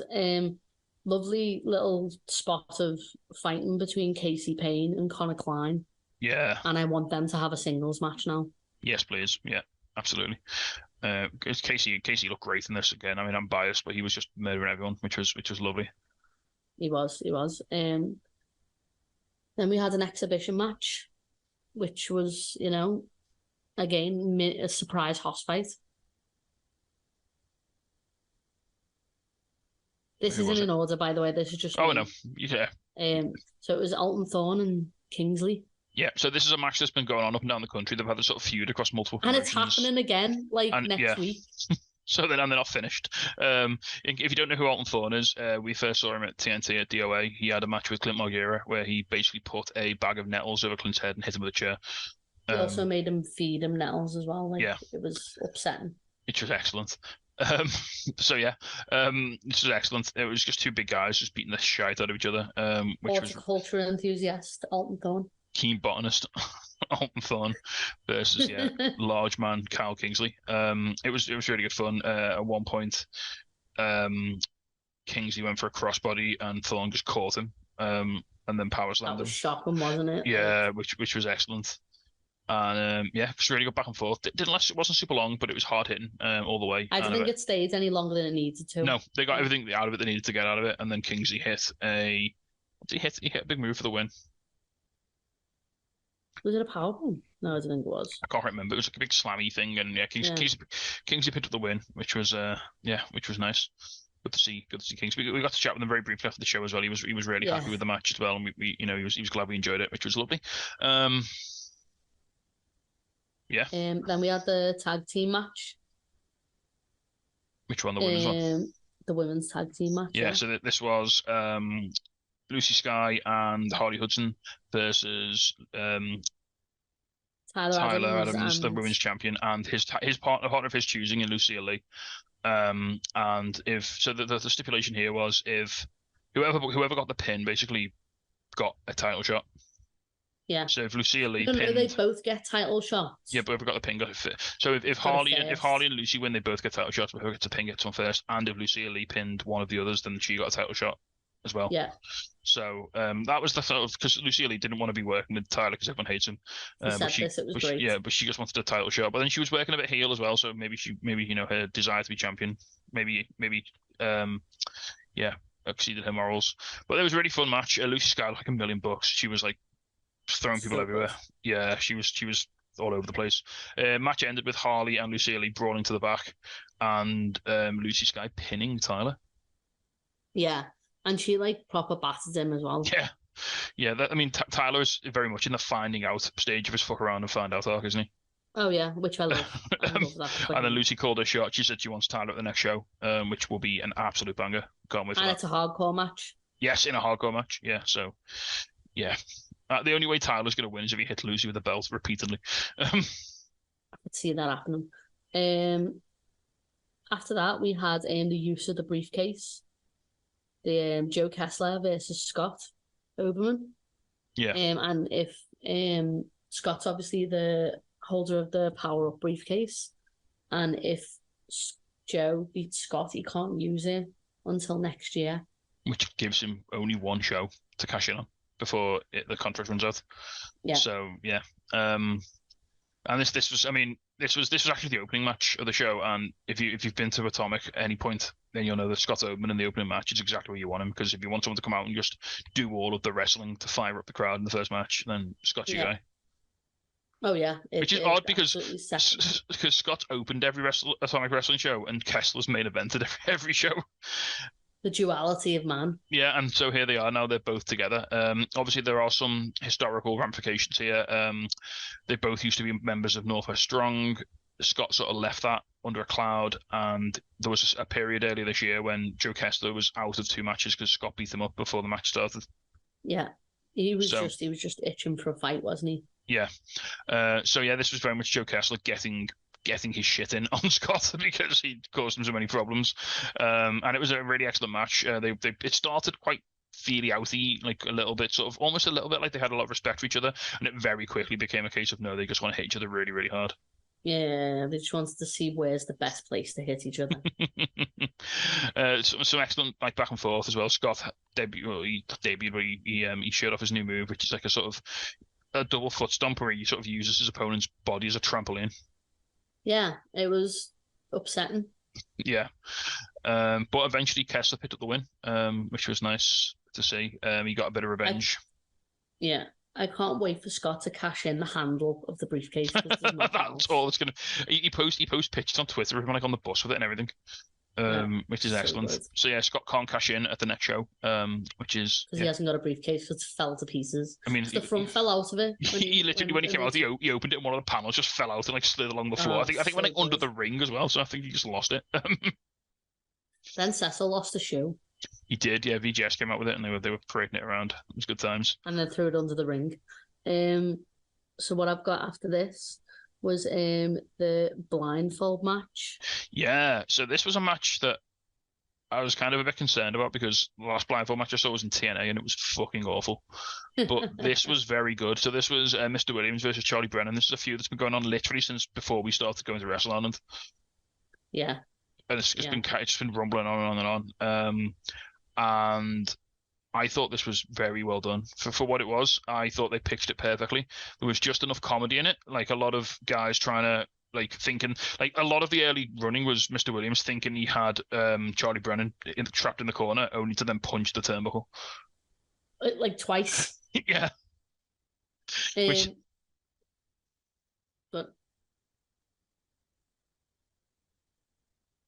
But yeah, no, I was waiting for you to go then. But no, it was really good fun, and like because blindfold matches obviously they can't see. I think they could see because it wasn't like a very opaque covering they had over their eyes, but they were obviously they couldn't see in storyline, and but they did just a good enough job of like playing it for laughs, but then it also like it felt like it did feel like a wrestling match. Like there was just enough wrestling going on to sort of keep you interested, and it ended pretty quickly as soon as Charlie caught Mr. Williams with a move. That was enough then, because obviously you don't want. Yeah, I loved like Charlie. Mr. Williams like tapping the ring and then running to the other side as well.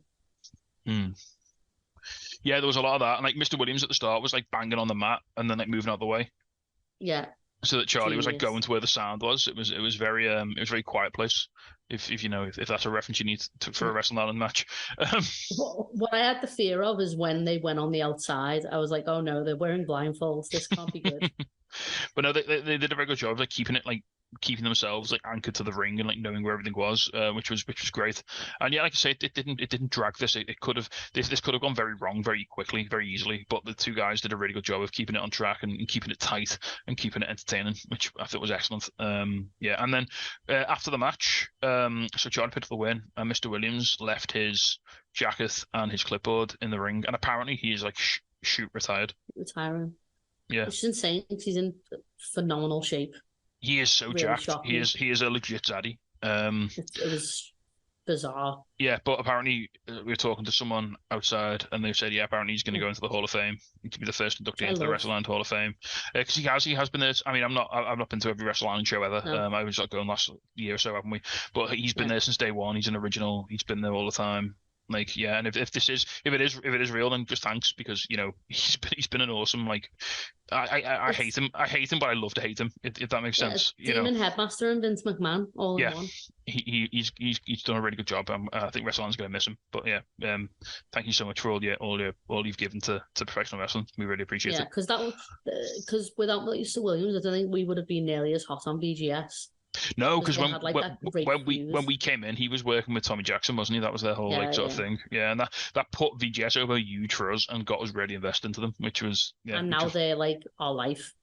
Now they're like our favorite faction. Now like, this is an unofficial VGS fan podcast. That's it, yeah.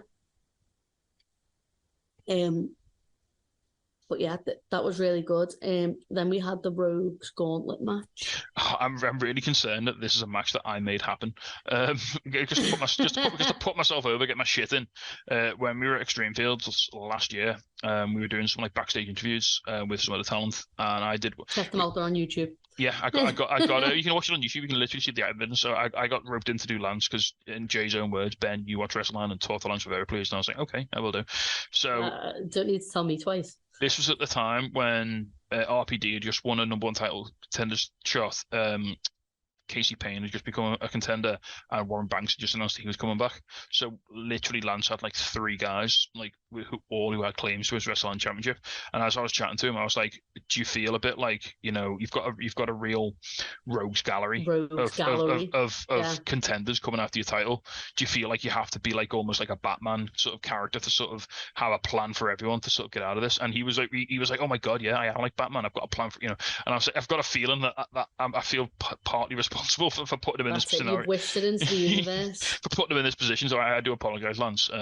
But you had a good time, you won, so it's fine. So this was not have a good time. I had the fear. So this was a gauntlet match. So Lance had to beat three. Was it 3 guys? Yeah, I'm just trying to get the picture up now. It was Riley first. It was Drill.